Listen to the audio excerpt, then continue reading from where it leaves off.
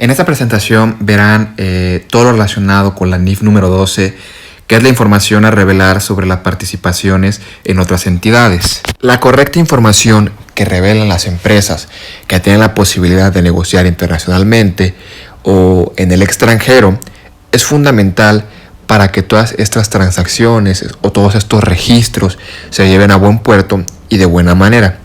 Es por eso que esta NIF es muy importante. Esta NIF nos muestra la manera correcta de presentar toda aquella información que es relevante sobre la participación que tiene una entidad sobre otra. Es básicamente esto. A partir de juicios o supuestos, la norma les dice el porqué de presentar la información y cómo se debe hacer. El objetivo de esta NIF es requerir a las entidades que revelen información para que a los usuarios financieros puedan evaluar diferentes situaciones, circunstancias, que son principalmente dos. Como nota, cada supuesto o juicio que vamos a ver a continuación tiene estas dos situaciones. La primera es la naturaleza de sus participaciones en otras entidades y los riesgos que van asociados a estas. También están los efectos que van a tener esas participaciones en la situación financiera.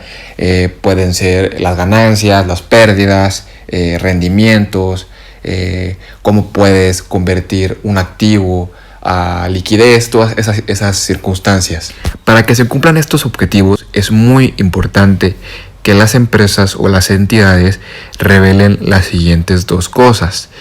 En primer lugar, los juicios y supuestos que van a ser significativos para determinar la naturaleza de la participación que va a tener una empresa en otra entidad o en un acuerdo. Y toda la información sobre su participación en subsidiarias, acuerdos conjuntos y asociadas, entidades estructuradas que no están controladas por la entidad. Estos tres los vamos a ver más adelante en esta presentación. Como toda NIF, la NIF número 12 también tiene un alcance. Básicamente el alcance es quienes están obligados a cumplir la norma. Y en esta, las que están obligadas son las subsidiarias, los acuerdos conjuntos, asociadas y las entidades estructuradas que no están consolidadas. Enseguida verán un pequeño video resumiendo lo que ya les dije y que contiene algunos conceptos que nos va a ayudar a entender mejor lo que sigue en esta presentación. NIF número 12, información a revelar sobre las participaciones en otras entidades. ¿Cuál es el objetivo de la NIF 12? El objetivo de esta NIF es requerir que una entidad revele información que permita a los usuarios de sus estados financieros evaluar, ya sea en la naturaleza de sus participaciones en otras entidades, y los riesgos asociados con estas, y los efectos de esas participaciones, su rendimiento y flujo de efectivo. ¿Y la NIF, a qué entidades aplicará? A entidades que tienen una participación en las siguientes entidades subsidiarias. Acuerdos conjuntos, es decir, operaciones conjuntas o negocios conjuntos, asociadas. Una subsidiaria es mayoritaria. En otras palabras, es que tenga control total, es decir, que yo ponga las políticas, y un acuerdo conjunto ya es un control compartido. Y una asociada, ya es que tiene influencia. Bueno, sigamos. Los juicios y los opuestos son los siguientes: control de otra entidad, influencia significativa de otra entidad y el tipo de acuerdo conjunto que se llevó a cabo. Participación en otra entidad se refiere a implicaciones que se hacen en los contratos o inclusive cuando no hay un contrato que expone a una entidad o una empresa los rendimientos procedentes de la otra entidad. Pero veremos qué pasa en el caso del estatus de la entidad de inversión. Primero que nada hay que entender que es una entidad de inversión y podemos definir, de acuerdo a la NIF número 10, la entidad de inversión por dos conceptos básicos o por dos cosas que tienen que pasar para que sea una entidad de inversión. El primero es que obtiene fondos de inversiones. Puede ser uno o más inversionistas dependiendo. También porque obtiene rendimientos gracias a esas inversiones. Como pueden ver aquí en la diapositiva, cuando se deja de ser una entidad de inversión, se tiene que revelar el cambio de estatus y las razones por la cual esa entidad dejó de ser de inversión. También tiene que incluir ciertas cosas, por ejemplo, el valor razonable total cuando se hizo la fecha del cambio, si fue una pérdida o una ganancia. En caso de si hay ganancia o pérdida, tienes que poner el total de cuánto fue la ganancia o la pérdida. Y además las partidas o partidas en el periodo en el cual se reconoció la ganancia o la pérdida. Si no recordamos qué es una partida, es básicamente el lugar donde se realiza un registro de entradas y salidas. Lo que se verá a continuación es las participaciones en subsidiarias. ¿Qué pasa en estos casos? Pues como ya sabemos, como lo hemos visto a lo largo de la presentación, se tiene que revelar información por dos cosas. Comprender, ¿qué se tiene que comprender? La composición y la participación dentro de la entidad. Eso es muy sencillo.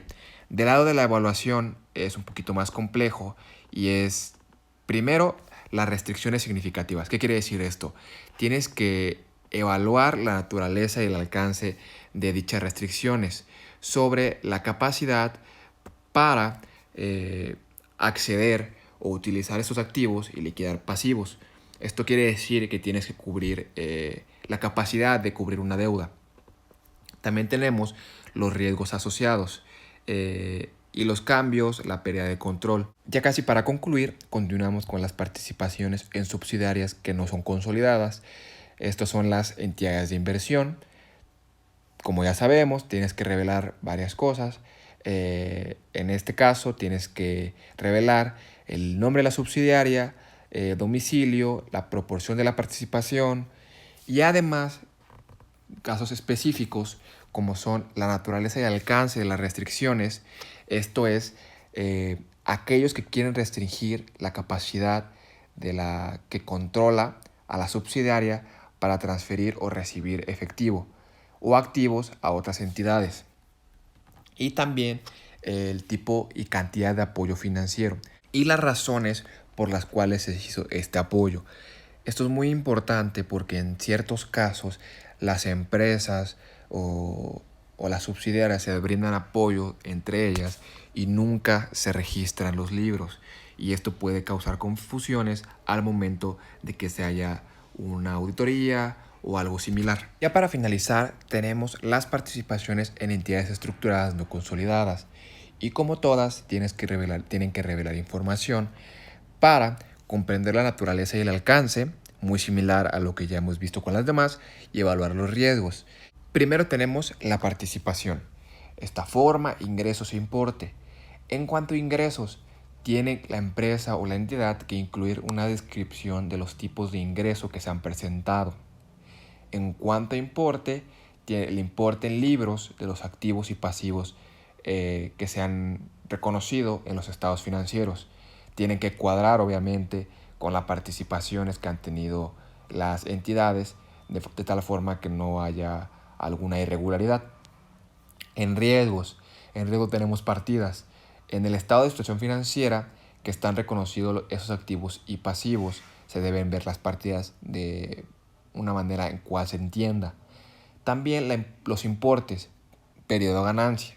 Es básicamente que se represente de la mejor manera o de la manera más clara si hubo una pérdida o una ganancia, para que no haya duda.